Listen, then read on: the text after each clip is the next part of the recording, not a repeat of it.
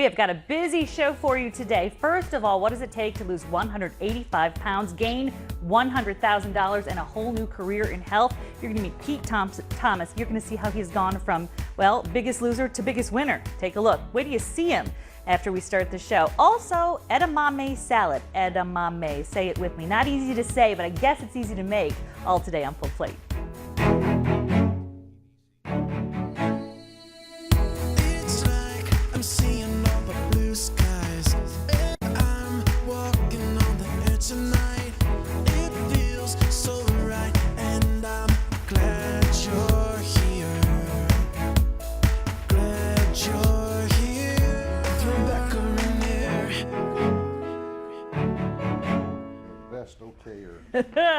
Welcome to Full Plate. We have just changed our positioning here, and you saw the picture right at the very beginning of Pete Thomas.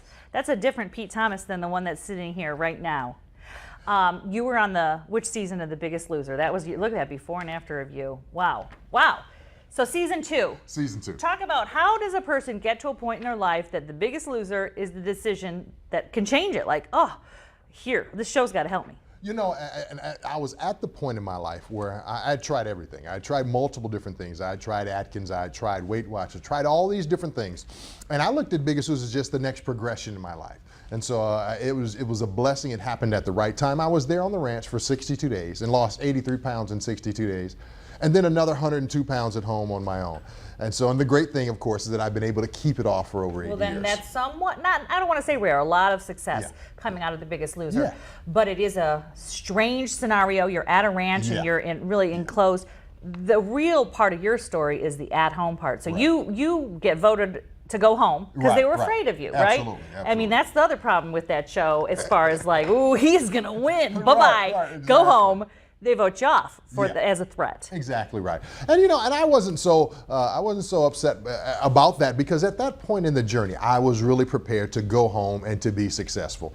And my mindset was really, okay, this was great while I was here. I'm in a great supportive environment, just like anybody would have if they're, for instance, at a gym or in a CrossFit environment. Got a great supportive environment. But the real work begins once you go home. And I was ready for that to happen. And let me go back a little bit before you got on the show. What was your background? Where do we, did you battle weight as a kid? Was it something that happened as an adult? What's the journey? You know, my mother struggled with mental illness, and because of this struggle with really paranoia and dementia, we were transient on the go from city to city to city. There were bouts of homelessness. There were many times we didn't have food that was available, and so whenever food came available, I would eat 2 or 3 times the amount of food that I normally should, and that carried over into my adulthood. And so that's how I went from being just a regular person to being, you know, as I say, I was carrying the Olsen twins on my back at one point. Yeah. And then one Olsen twin at a time. Exactly right. Dropped them both off. Exactly right. So you then won the at-home prize, which was nothing to sneeze at. $100,000 prize is worth taking all that time off of work. And, exactly right. And I mean, there's a certain amount of, you're exposing yourself on The Biggest Loser. I mean, I do think people, when they think, I want to be on this reality show or that reality show, they do want to see the worst parts of you, and part of it is a drama. How did that affect you, seeing your good times and bad times on TV? Well, you know, it's interesting. They cast type A personality, so they want you to get in an environment with another type A personality, want to see the sparks fly. You know, what I really say is, if you think about the show, no one would ever watch the show if they really thought about it. It's about fat people sweating. All right, nobody wants to see fat people sweating. But it's that drama, that interplay between people is what makes it interesting. And the producers and the writers, they do a great job of crafting that together. You do see this story over and over again, and I see it in my, when I'm counseling folks on changing, their health. Absolutely. There is the fear component. Did you have a fear? What was your, did you go, I can't, no, I'm afraid. Did you get that point? Because you see Jillian and she's like, oh, I know what he doesn't like. Twist it, twist it. Well, it's interesting, that fear. You definitely have a fear of Jillian, but she is so amazing. And this is the thing about having an excellent trainer around you. They know that you can push just a little bit further than you think you can push. And so that's what it was. was. We would do certain things. You know, I can remember being 380 plus pounds and we're climbing a mountain and there's loose rock and all of these different things, but she's coaching you, encouraging you up the way. There's no way you think at 380 I can get up a set of steps, let alone up this mountainside. But she pushes you just enough for you to really to reestablish a baseline of what you can do, a new standard for yourself. And then it's just so amazing that constantly pushing a little bit at a time, she was really the amazing thing. So that fear that you had internally, it really was overcome by having such a great trainer and having a great group of guys around you. You know, I said there was this one story, we were all in the gym and it was about 2 hours worth of working out with Jillian, and we're doing push-ups and squats and lunges, all of these different things. And I can remember doing sets of push-ups after about 90 minutes and I fall face down on the ground. And so I go thud, and then I hear all these other thud, thud, thud, thud, thud, all the rest of them fall. And I think to myself, I said, you know, if we all just stay down here on the ground, they'd have to cancel this stupid show. No more show. No more show. Well, what do you know? I hear down at the end, Dr. Jeff start to get up. Now, Dr. Jeff was about 6 years my senior. He came into the show with missing ligaments. And because he got up, that took away my excuse. And I can remember as he's getting up, I'm thinking to myself, just stay down, fatty. Stay down, fatty. And I'm bigger than he was. And I'm calling him names in my mind, you know. But he got up, and I knew he was in a worse situation than I was, so that took away my excuse. And that's the great thing about being in a team environment. If you can't make it to the Biggest Loser, you can absolutely go to a group fitness class. You can go somewhere locally into a local boot camp and get that same type of support. So then let's talk about the real journey, which is the one that takes place after the confetti flies. Yes, yes. So you get a nice. I was pre-confetti. I'm season 2. No confetti. No Go confetti. home. Like, no one's watching the show. Exactly You're out of right. here. Go home. But yes, ma'am. So you did win. That was a good win. Absolutely. Good It was win a at good home. day. It was. And since then, you have really dug in to what makes a successful weight loss journey or a health journey. I really like to say health journey because if you just focus on that number, you will eventually fail. Well, here's the thing. Let me just touch on that. Most of the people that I deal with, they say, I want to lose weight.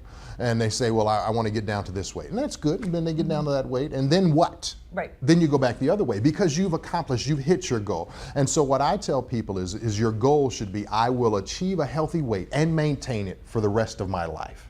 Gotcha. And so that allows you some leeway. What exactly is a healthy weight? It's not set by a bunch of fashion magazines, etc. But here's the key. I will achieve a healthy weight and maintain it for the rest of my life. That also means the habits or the things that you do to accomplish that in the first place, they shouldn't be gimmicky. You shouldn't be doing, you know, some kind of master cleanse where you're going to lose a bunch of weight and muscle at the same time. But if you're going to achieve a healthy weight and maintain it for the rest of your life, that deals more with the habits, and that's what I teach in my book about healthy, or what I call forever habits. Let's show that book. I want everyone to see that. Lose It Fast. Is that what it says? Yep, lose it oh, fast, that's lose what it the forever. hook is. Yeah. Both of them. Okay, so Lose It Fast, Lose It Forever. And of course, you can get this at your website. You can get it on Amazon, all the places you would go for books. Forward by Jillian Michaels. Yes. And you've developed a system, though. Yeah, I have. And when it comes to nutrition, when it comes to exercise, I've developed my own special system. For instance, when it comes to, first of all, I believe you have to set what I call power goals. So these are goals that will really keep you focused. It's not just a goal, oh, I want to lose weight or I want to lose this,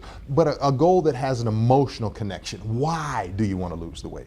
And so when we say why, it can't be just a basic, simple why. Well, I want to lose weight because I want to look good. All right, that's good, but that's going to fall away when the tough times come. When I think about it, I think now I have changed, and I think this happened in my 40s.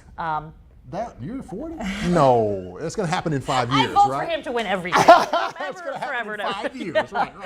When I got to be a certain age, There we go. There we go. I stopped thinking about the size and started thinking about, I want to be able to walk with the kids. I want to be able to, right? Beautiful. You know, Exactly right. and now that my kids are a little bit older, Yeah. not that I want this right now, but when my grandkids, I want to go down the fun slide. I want to, and it frees you up. Yeah, and not only does it free you up, but when you talk about walking with your kids and going down that fun slide, there's an emotional connection to that. Yeah. And that's the type of thing that keeps you going. There's no emotional connection. Oh, I need to go run 5 miles today. Really? Do you? But when you think about the outcome or the benefits of doing these things, that emotional connection is what I really get people to really try to engage in. Make their own connection on Yes, that. Okay, we're going to take a quick break, and we're going to keep talking about your book, but also, you know, bottom line, when I see someone who goes from that to wearing the vest, looking fantastic, I want to know, what is he eating? We're going to find out what he eats and how you can adapt it when we come back. Excellent.